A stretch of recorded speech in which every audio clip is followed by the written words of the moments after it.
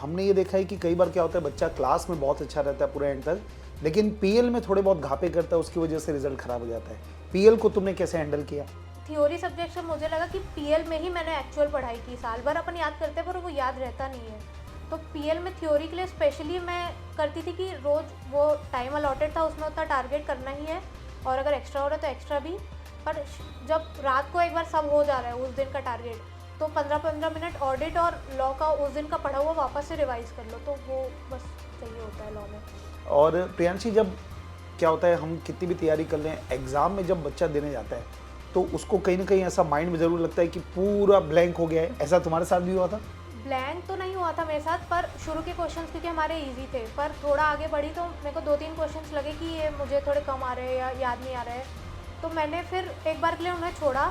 जो मुझे आता था वो पूरा मैंने लिखा।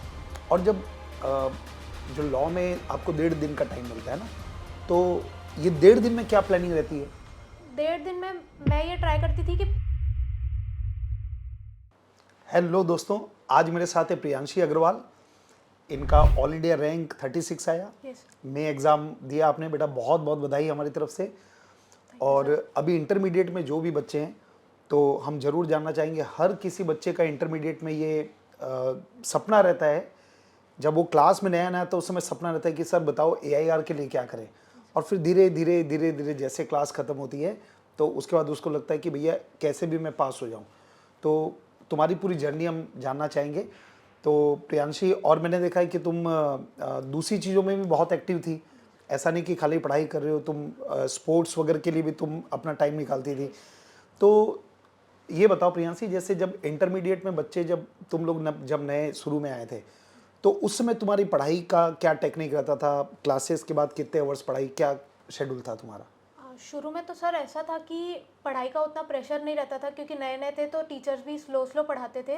तो मेरा डेली टारगेट यही रहता था कि जितना क्लास में उस दिन पढ़ाया उतना मैं अच्छे से याद करके जाऊँ, ताकि उससे कोई भी क्वेश्चन कहीं से भी कोई टीचर पूछे ट्रिक करके या कुछ भी, तो मैं उसका आंसर दे पाऊँ। और लॉ के लिए मैंने थोड़ा ये किया था कि पहले दिन शाम को जाके अगर मैं एक बार पढ़ रही हूँ तो दूसरे दिन सुबह आने से पहले मैं 15 मिनट एक बार रिवाइज़ कर लूँ, एक बार ऊपर ऊपर से देख लूँ, ताकि एकदम अच्छे से वो याद रहे मुझे लॉन्ग टाइम। मतलब कुल मिला के डेली जो क्लास में हुआ है उसको एक बार रिवाइज करना, ये कंपलसरी मतलब थ्रू आउट किया हाँ, आपने? थ्रू आउट मतलब लॉ में मुझे नहीं याद है, कभी कभार होता था कि अगर मैं कहीं बाहर चली गई या क्लास मिस हो गई, एक आध दिन कभी हुआ होगा पूरे मुझे याद है। बाकी मोस्टली मैं ट्राई करती थी कि उस दिन एक बार तो एटलीस्ट मिनिमम में रिवाइज करना ही है, चाहे वो कितना भी इजी हो हार्ड हो, करना है बस। ओके, लॉ में तुमने कितना स्कोर किया? लॉ में 72 आया। 72 मार्क्स स्कोर किया। मतलब इस पेपर में 72 मार्क्स स्कोर करना मतलब प्रैक्टिकल में 90 प्लस से ज़्यादा है। तो लॉ में स्पेशली हम बात करेंगे तुम्हारे से। तो अब ये बताओ, जैसे क्लास में जो डेली हम लोग टारगेट देते हैं, क्वेश्चन आंसर लेते हैं, तो उससे कुछ फ़ायदा मिलता है आपको? उससे ही होता था कि 50% मैं क्लास में करके चले जा रही हूँ, और मेरे को एफर्ट्स वहाँ पे लॉ में 50% देने पड़ रहे हैं, क्योंकि क्लास में आपकी क्लास में जैसे आप इतना बोल बोल के याद करवा देते थे कि वो हो जाता था, और लवी सर भी 30 सेकेंड्स देते थे। वो 30 सेकेंड्स बोलते थे पर उसमें प्रेशर इतना होता था कि हम याद करते थे, माइक आ गया तो वो चीज़ सबसे ज़्यादा वही हेल्प की, क्योंकि क्लास टाइम वो बैलेंस करना कि घर जाके भी टाइम दे पाओ, तो लॉ को कम भी देती थी तो मैं हो कर लेती थी। ओके, मतलब लॉ सब्जेक्ट में डेली बेसिस पे रिवीजन करना बहुत ज़्यादा जरूरी है। बस वही है कि वो कर लोगे तो लॉ हो जाता है आराम से। ओके, अच्छा ये बताओ कि जो एक्सेल का स्टडी मटेरियल था, उसके अलावा तुमने और कुछ रेफर करने की जरूरत पड़ी या सफिशिएंट था? गलती से भी नहीं, मतलब वही रिफ़र किया और उसको इतने बार रिवाइज़ किया कि वो मेरे दिमाग में एकदम अच्छे से बैठ जाए, कि उसका एक एक क्वेश्चन, कॉन्सेप्ट, सारी प्रोविजंस वो मेरे दिमाग में इतने अच्छे से बैठ चुके थे, क्योंकि मैंने उसी स्टडी मटेरियल को बार बार रिवाइज़ किया, ताकि नए कुछ देखने से दिमाग इधर उधर जाता है, तो जो है उस पर अच्छे से काम करो बस।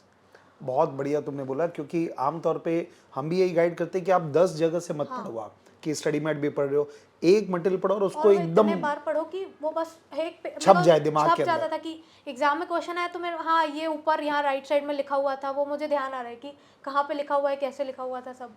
अच्छा प्रियांशी, जैसे लॉ में ना कई बच्चों को तकलीफ जो नॉर्मली होती है कि सेक्शन नंबर याद नहीं होता है, फॉर्म नंबर याद नहीं होता है, या जो रूल नंबर होता है कहीं पे, और कहीं पे खासकर लिमिट याद नहीं रहती, नंबर ऑफ डेज, ये सब याद नहीं रहते। उसको तुमने कैसे, तुम्हारे साथ भी ये प्रॉब्लम हुई थी? हाँ, बहुत ज़्यादा लिमिट्स की तो मुझे बहुत प्रॉब्लम है, डेज और अमाउंट की, पेनल्टी वगैरह की बहुत ज़्यादा दिक्कत होती थी।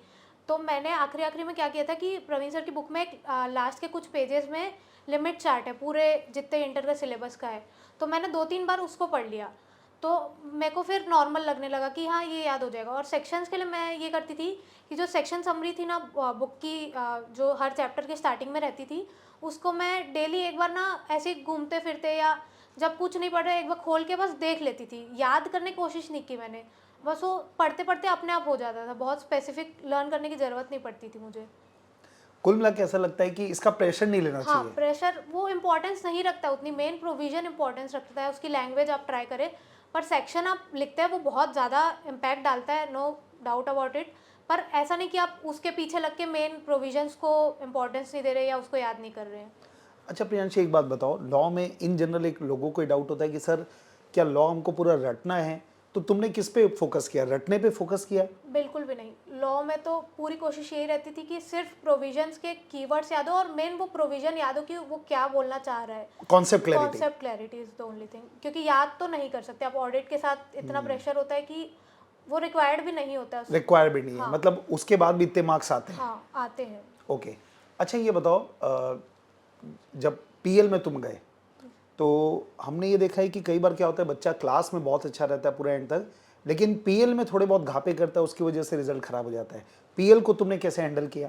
मेन चीज़ तो पीएल ही होती है, क्लास टाइम तो सबके साथ हैं आप तो हो जाती है चीज़ें, पर पीएल में अगर थ्योरी सब्जेक्ट से मुझे लगा कि पीएल में ही मैंने एक्चुअल पढ़ाई की, साल भर अपन याद करते हैं पर वो याद रहता नहीं है, तो पीएल में थ्योरी के लिए स्पेशली मैं करती थी कि रोज़ वो टाइम अलॉटेड था उसमें उतना टारगेट करना ही है, और अगर एक्स्ट्रा हो रहा है तो एक्स्ट्रा भी, पर जब रात को एक बार सब हो जा रहा है उस दिन का टारगेट, तो 15-15 मिनट ऑडिट और लॉ का उस दिन का पढ़ा हुआ वापस से रिवाइज कर लो, तो वो बस चाहिए होता है लॉ में। ओके। और पीएल में रिवीजन पूरे चैप्टर किए थे तुमने? हाँ, रिवीजन मैंने एक राउंड तो पूरा एक्सेल के शेड्यूल से थोड़ा पहले ही कर लिया था, तो लॉ का जो स्लॉट बचता था उसमें मैंने जो जो बहुत ज़्यादा डिफ़िकल्ट लगते थे मुझे या जो इम्पोर्टेंट टॉपिक्स थे वो मैंने वापस से एक बार रिवाइज किए थे। मैं थोड़ा व्यूअर्स को बोलना चाहूँगा कि हम लोग जब पीएल होता है तो हर दिन बच्चों को क्या पढ़ना चाहिए उसका पूरा एक कंप्लीट रिटर्न प्लान देते हैं, तो उसी शेड्यूल के बारे में प्रियांशी अभी बात करी थी।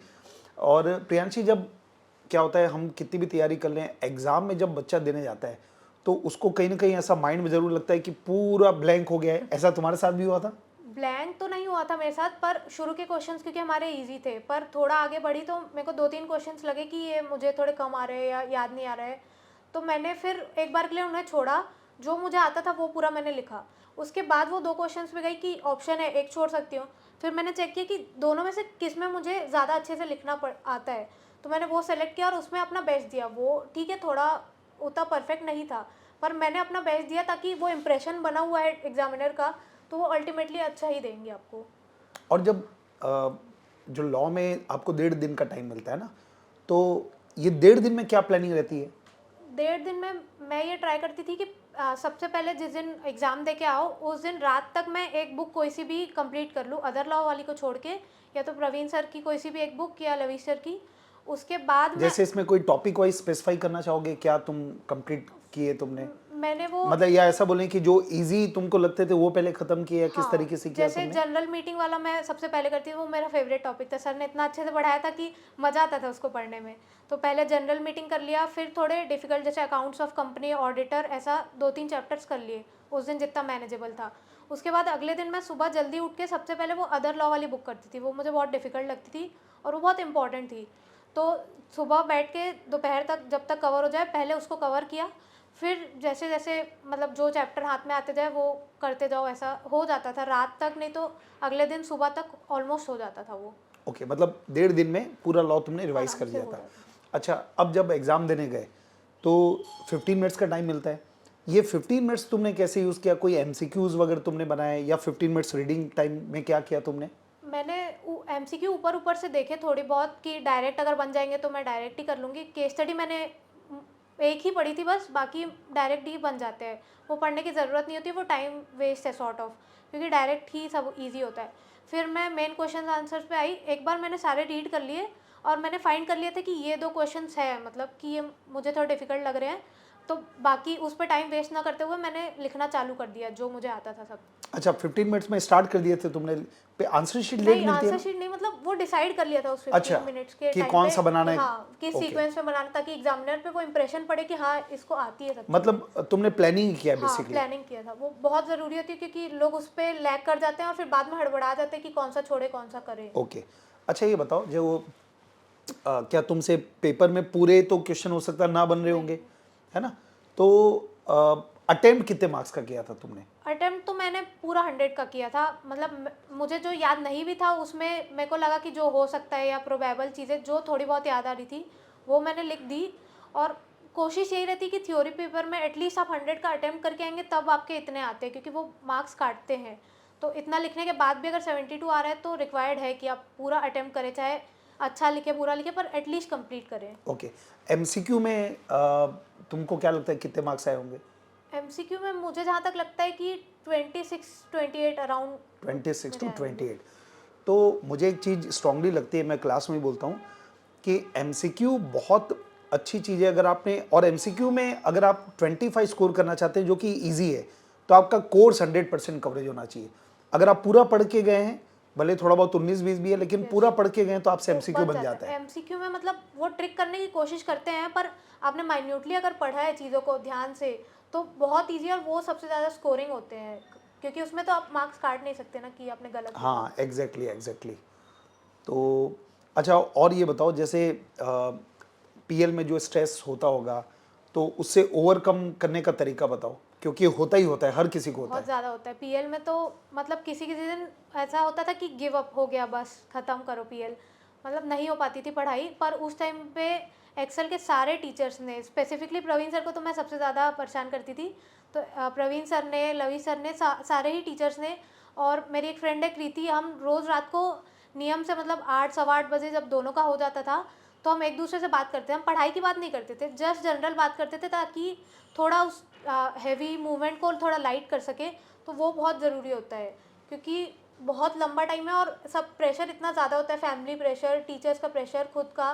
तो friends is much more important and teachers तो है ही। मतलब बिल्कुल आइसोलेट नहीं रहना अब चाहिए बिल्कुल नहीं। और लोगों से कनेक्शन में रहना हाँ, चाहिए। वो कई लोग होते हैं ना कि पीएल में गए तो फ़ोन वोन सब बंद कर दिया और सिर्फ एक रूम में बैठ के पढ़ रहे हैं, वो चीज़ मेरे को तो हेल्प नहीं कर सकती थी, तो मैं कंटिन्यू कांटेक्ट पे रहती थी लोगों के। और मतलब पॉजिटिव लोगों के हाँ, साथ पॉजिटिव रहना चाहिए, है ना? ये इम्पोर्टेंट है। हाँ, ठीक। सोशल मीडिया में क्योंकि बहुत उस टाइम ऐसे नोटिफिकेशंस आएंगी और मतलब डराएंगी वो चीज़ें, पर उससे दूर रहना है।